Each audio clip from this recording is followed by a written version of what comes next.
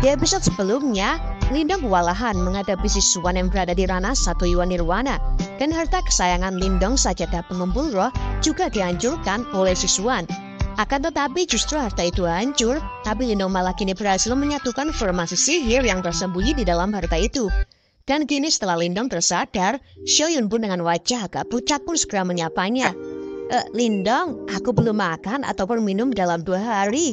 Aku hampir tidak bisa menahannya lagi. Kau sudah berlatih selama 2 hari. Kapan kau akan meninggalkan tempat ini? Lindong pun balas berkata, sudah aku bilang kan untuk meninggalkan tempat ini sebelumnya. Tapi kamu gak dengerin sih. Xiaoyun pun balas berkata, tapi kalau keluar mereka masih memburuku. Aku harus gimana dong? Lindong pun lalu berkata, baiklah, aku akan mengirimmu kembali ke dunia luar. Kau bisa menemukan tempat yang aman dan bersembunyilah. Aku harus kembali ke sini melanjutkan latihanku. Xiaoyun pun menyahut, baiklah. Lalu kapan kau akan pergi ke tempat berikutnya? Lindong pun menjawab, masih ada waktu 1 bulan hingga waktu utama untuk menjarah harta karun kuno. Pada saat itu, pemegang dari 3 kunci rahasia kuno lainnya pasti akan menjelajahi tanah kuno sekali lagi. Xiaoyun pun menyahut, oh, aku ingat. Ada sebuah bazar pertukaran informasi di salah satu kota di tanah kuno. Kau harus membayar biaya kunjungan jika kau membutuhkan informasi. Dan kini, setelah kepergian Xiaoyun yang telah diantar Lindong pergi, Lindong pun berkata, dia akhirnya pergi. Akan sulit bagi kita untuk berbicara kalau ada dia. Xiaoyun pun menyahut, apa kau tidak mulai suka padanya? Lindong pun menyahut lagi, omong kosong macam apa yang kau ucapkan itu? Xiaoyun pun kini merubah wujudnya menjadi manusia dan dia lalu berkata, mari kita kembali ke topik utama. Bukankah ada 1 juta pilir warna bersamamu? Setelah berlatih sedikit lebih lama, kau dapat mencoba naik ke tahap nirwana. Lindong pun menyahut, ambisiku tidak berhenti di situ. Xiaoyun pun lanjut bertanya, apakah kau berpikir untuk segera melewati kesengsaraan nirwana juga? Lindong pun menjawab, itulah yang paling menarik bagiku. Aku bahkan bisa menunda mencapai tahap nirwana untuk itu. Melihat Lindong yang terlalu berambisi itu, Xiaoyun pun lanjut berkata, jangan lupa bahwa masih ada pemimpin kekaisaran jurang iblis yang belum menunjukkan dirinya.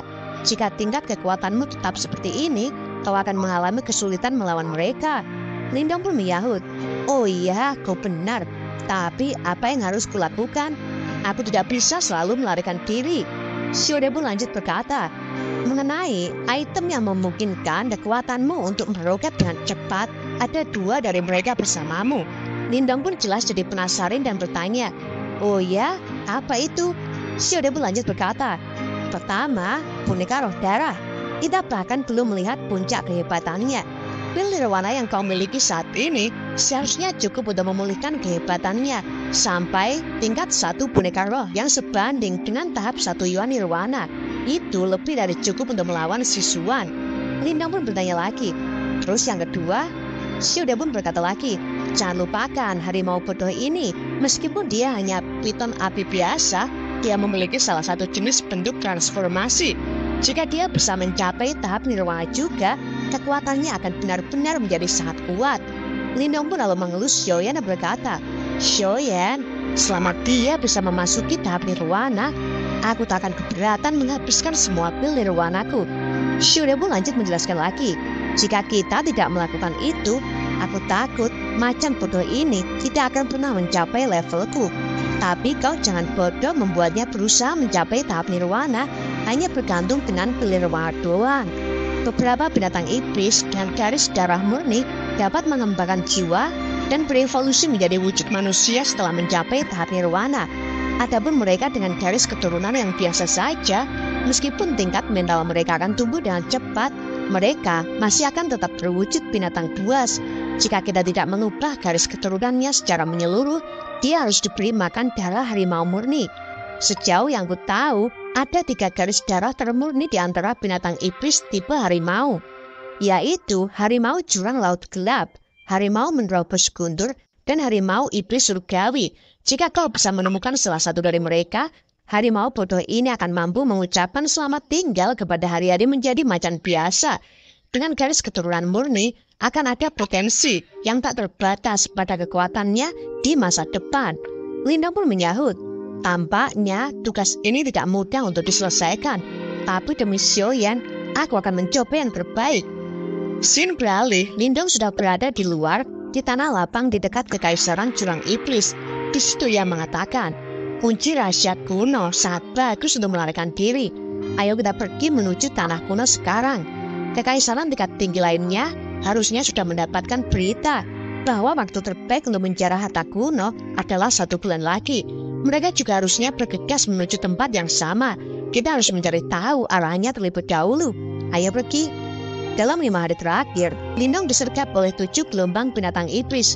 Tak terhitung binatang iblis yang mati di tangannya. Kristal yang mereka jatuhkan terkumpul hampir 100.000 pil nirwana. Lindong tidak berhenti mendapatkan informasi sepanjang perjalanannya. Tapi dia segera menyadari bahwa orang-orang selalu menatapnya dengan curiga setiap kali dia muncul. Kegelisahannya segera teratasi ketika dia menghajar orang-orang yang mencoba menyergapnya. Lindong pun lalu berkata, bagus, aku ingin sekali lagi. Kekaisaran jurang iblis sangat murah hati. Selain 1 juta pil nirwanaku, mereka bahkan menambahkan hadiah 500.000 pil. Tak heran banyak orang yang memburuku. Lupakan saja, aku akan sampai ke tanah kuno besok. Aku akan menyelesaikan semuanya sekaligus saat bertemu mereka di sana. Scene beralih di tanah kuno, tepatnya di bazar pertukaran informasi. Lindong pun kini mulai memasuki tempat itu dengan menggunakan penutup wajah agar tak ada yang mengenalinya. Lindong pun lalu bertanya kepada seseorang di dalam apakah akan ada informasi berharga di sini. Orang itu pun menjawab, informasi? Aku memiliki beberapa informasi mengenai pemegang kunci rahasia kuno. Harganya 5.000 pil nirwana. Lindong pun menjawab, baiklah.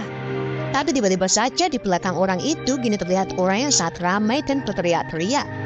Peta binatang iblis edisi kedua. Ini adalah penawaran dengan waktu terbatas. Berikan padaku. Aku akan membeli semuanya. Hei, aku akan membayarmu 8.000. Orang itu pun dapat terkejut dan dia pun segera ikut dengan orang-orang itu.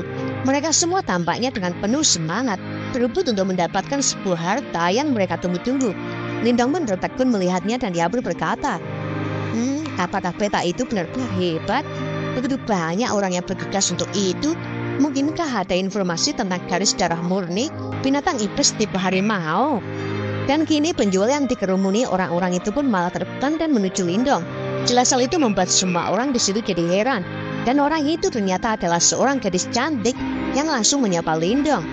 Hai Lindong, akhirnya kau datang juga. Jelas hal itu sangat mengagetkan Lindong, karena ternyata itu adalah Mas Xiaoyun, yang ternyata dia adalah seorang wanita berparas manis. Lindong yang masih keheranan pun berkata, kau Mas Xiaoyun? Kau ternyata beneran seorang wanita? Bagaimana kau bisa mengenaliku? Xiaoyun pun jadi berkata, tentu saja dari pakaianmu lah. Sementara orang-orang itu pun masih geger, ingin berebutan mendapatkan peta yang dijual Xiaoyun. Xiaoyun pun lalu menatap Lindong dan berkata, mari kita bicara setelah urusanku di sini selesai ya.